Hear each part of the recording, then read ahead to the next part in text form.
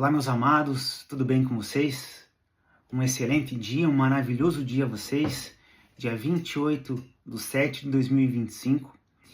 E eu gostaria de estar aqui com vocês discutindo sobre alguns dos assuntos de relevância do nosso país. A Bíblia diz que às vezes o nosso povo padece por falta de conhecimento. Então que a gente não padeça, que a gente venha entender o que realmente está acontecendo com a nossa nação. Primeiro ponto que eu gostaria de discutir com vocês é sobre o tarifaço do Trump. Tiago, o Trump vai tarifar o Brasil em 50%. Realmente, é isso que ele está querendo e é isso que ele está propondo, para o Brasil. Mas, se a gente fazer uma avaliação criteriosa, ele fez isso com mais de 50 nações. Não de forma tão agressiva, como foi feito com o Brasil, uma taxação de 50%. Para outras nações ele fez de 10 a 30 no máximo. Mas por que ele fez isso? Para chamar essas nações para uma nova composição tarifária, para uma nova discussão com elas com relação a essas taxas de juros.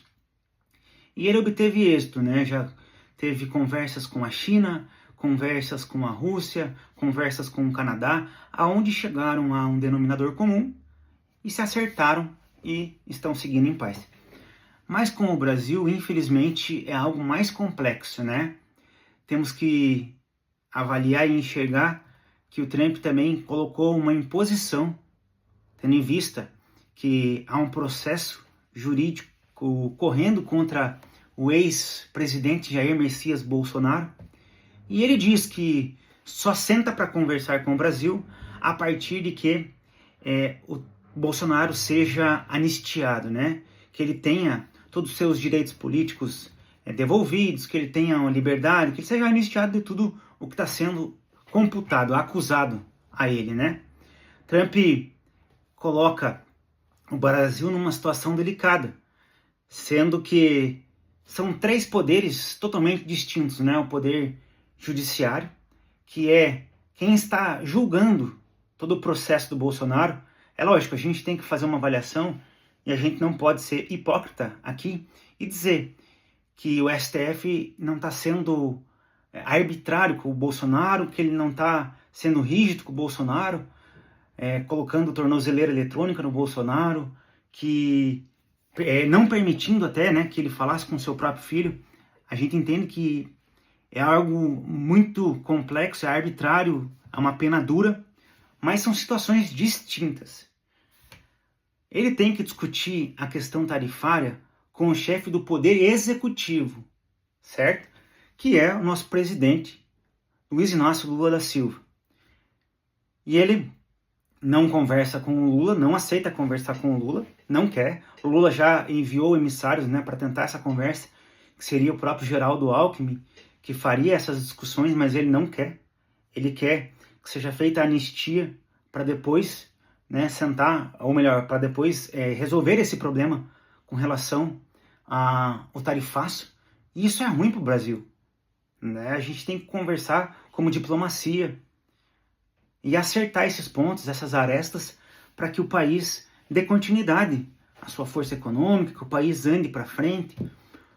A gente não pode tentar vincular esta anistia de Jair Messias Bolsonaro, do nosso Bolsonaro, com a questão do tarifaço de 50%. Eu acho que são situações totalmente distintas. Se realmente ele quer essa anistia, ele tem que preservar ataques diretos ao presidente Supremo, aos ministros do Supremo, e não ao povo brasileiro, como está sendo feito através desse tarifaço. E eles têm cobrado, eu tenho visto o Eduardo Bolsonaro cobrando alguns governadores, alguns políticos, para que coloquem em pauta dos seus discursos, coloquem nos seus discursos a questão da anistia.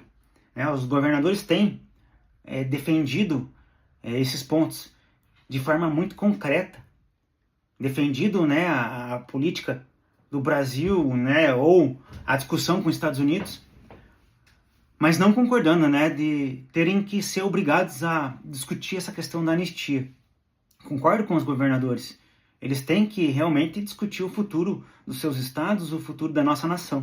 A questão da anistia, a questão Isso tem que ser discutida com o nosso querido presidente do STF, que está julgando o Jair Messias Bolsonaro, e o Trump. Também a gente tem que fazer uma avaliação criteriosa quando a gente fala de BRICS e desdolarização, né?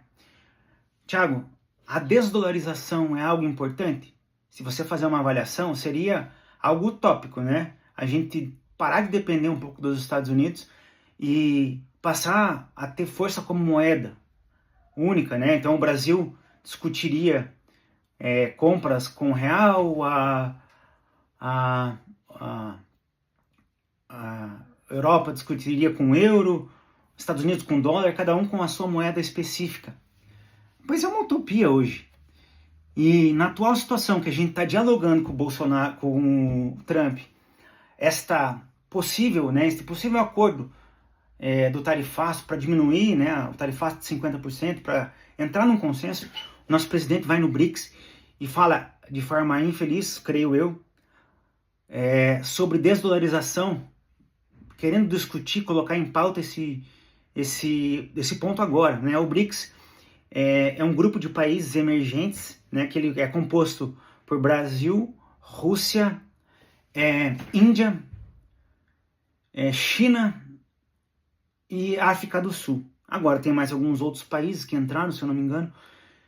Quando você pega, né, e coloca esse ponto de vista, né, de discussão, quando você coloca essa discussão em pauta da desdolarização, no momento que a gente está vivendo de embate com os Estados Unidos para não ter o tarifaço, é lógico, você vai ligar um alerta.